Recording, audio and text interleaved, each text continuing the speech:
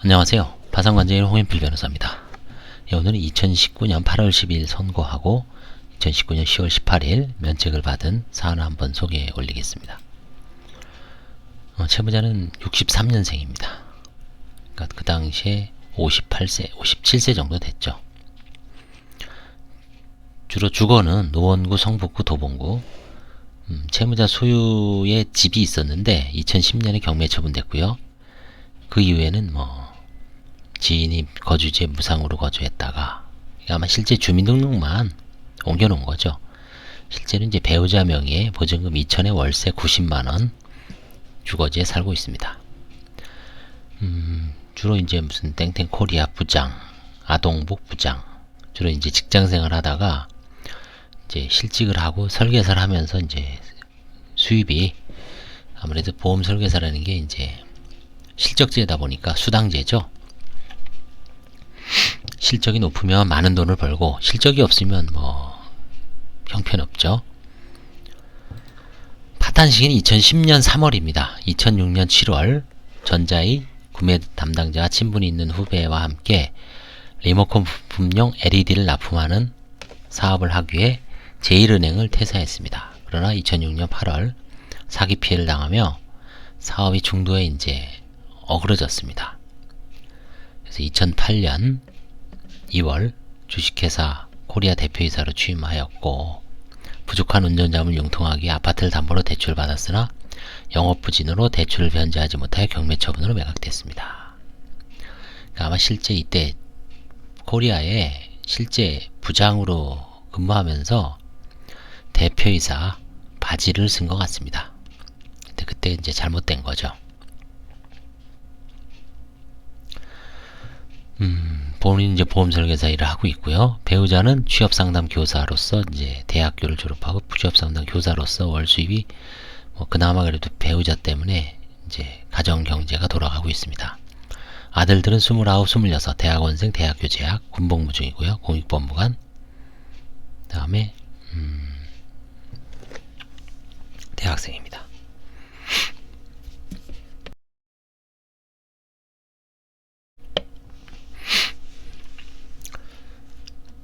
그 다음에 파산채권.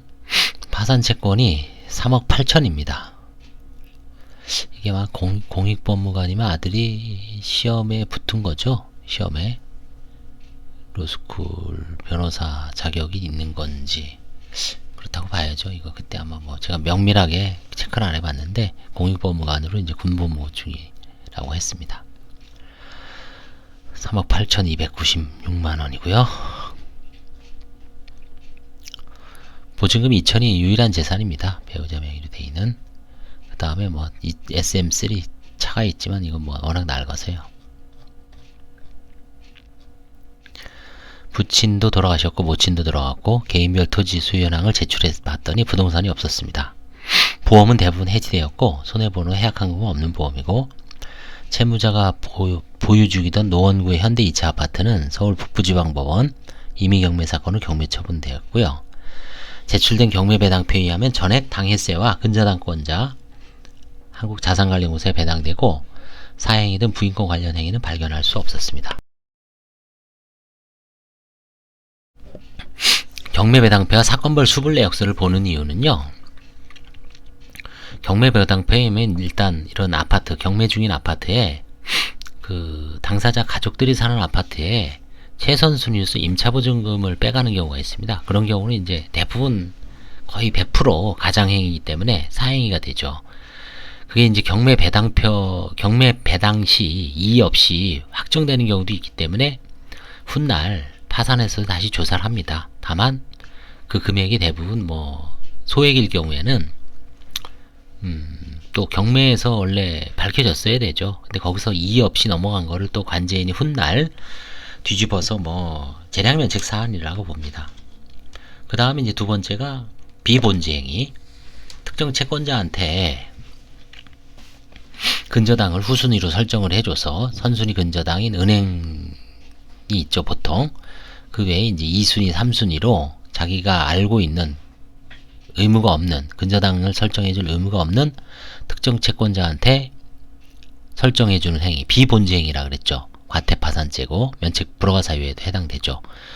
그런 경우가 혹시 있는지. 그 다음에 이제 경매 배당표하고 수불내역서가 있죠. 수불내역서에 의하면 혹시 그 집행공탁된 경우가 있습니다. 가압류 그 채무명의 집행권원이 확정되지 않아서 가압류만으로는 돈을 못 주죠.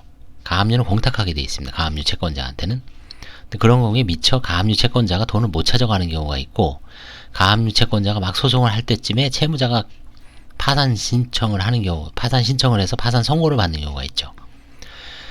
그래서 가압류 채권자의 그 집행권원 판결이 확정되기 전에 파산 선고가 이루어졌을 때는 이제 공탁을 하게 돼 있죠. 그런 경우가 이제 발생할 수 있습니다. 그래서 경매배당표와 사건별 수불내역서, 뭐 때에 따라서는 공탁금 출급 증명서까지 세 가지를 발급받아서 제출하라고 관제인이 요구하는 경우가, 그래서 그런 겁니다.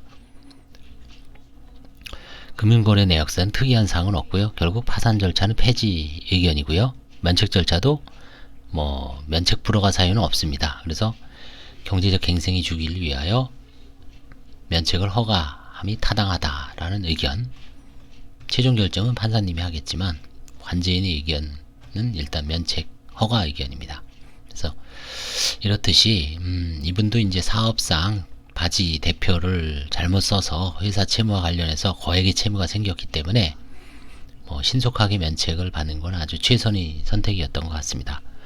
뭐 그리고 이제 뭐 아들이 이제 나중에 잘 됐으면 그나마 그래도 뭐 노후는 편안하게 지낼 수 있을 것으로 보입니다. 감사합니다. 도움이 되셨다면 좋아요와 구독을 눌러주시기 바랍니다.